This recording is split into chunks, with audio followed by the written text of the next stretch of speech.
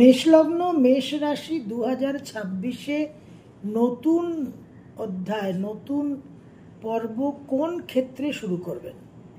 রবি, যার আধিপত্য থাকছে 2026-এ এক সংখ্যা, সেই রবি আপনাদের পঞ্চমপতি। সুতরাং fifth house related changes, fifth house related rebranding, রিইনভেন্টিংটা আপনাদের জন্য সবচেয়ে সুটেবল হবে।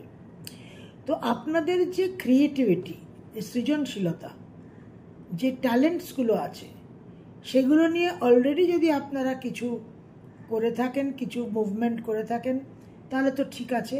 না হলে নিজেদের ক্রিয়েটিভিটির জায়গাটা চিন্তা করুন। আপনাদের অনেকের মধ্যে আমাদের থাকে অনেক মেধা, প্রতিভা থাকে, যেগুলো আমরা খুব একটা অনুসরণ করি না। 2026-এ কিন্তু সেই দিকটা চিন্তা ভাবনা করুন। আপনার জীবনের লেজার, প্লেজার, আনন্দ, উৎসব কি একটু বেশি হচ্ছে? সেই জায়গাটা কিন্তু ভাবতে হবে। মেষ রাশির কিন্তু 7.5, সুতরাং বেশি উৎসব, আনন্দ, ফুর্তি করলে কিন্তু শনি একটু চিন্তাভাবনায় ফেলবে। সুতরাং সেই জায়গায় একটু অবশ্যই নিজেদের সংযত রাখতে হবে।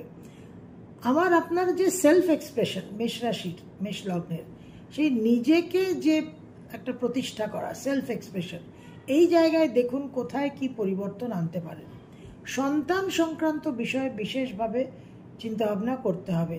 এখন অনেক দিন যাদের বিবাহ হয়েছে, যারা একটু foot loose and fancy free, হাত পা ঝাড়া চলছেন, আপনারা কিন্তু এবার ফ্যামিলির চিন্তা করুন।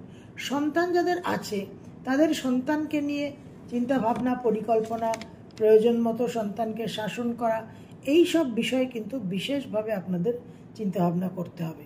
রিস্কস অ্যান্ড স্পেকুলেশন, অনেক রিস্ক নিয়ে ফেলেছেন, তাহলে নেবেন না।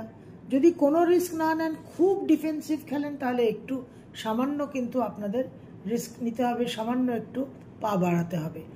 Loss and gain in finance সম্বন্ধে বিশেষভাবে নতুন করে কিন্তু চিন্তাভাবনা করতে হবে।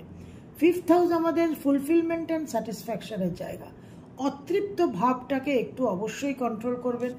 একটু স্যাটিসফ্যাকশন, একটু সন্তোষ, একটু কন্টেন্টমেন্ট কিন্তু জীবনে আনতে হবে। এই বিষয়গুলো নিয়ে একটু চিন্তাভাবনা করে, এই বিষয়ে যদি আমরা নিজেদের একটু রিব্র্যান্ডিং অ্যান্ড রিইনভেন্টিং করতে পারি, তাহলে 2026-এর যে এনার্জি, সেটা কিন্তু অনেকটাই আমাদের জন্য পজিটিভ হবে, ডেভেলপমেন্টাল হবে এবং গ্রোথ ওরিয়েন্টেড হবে।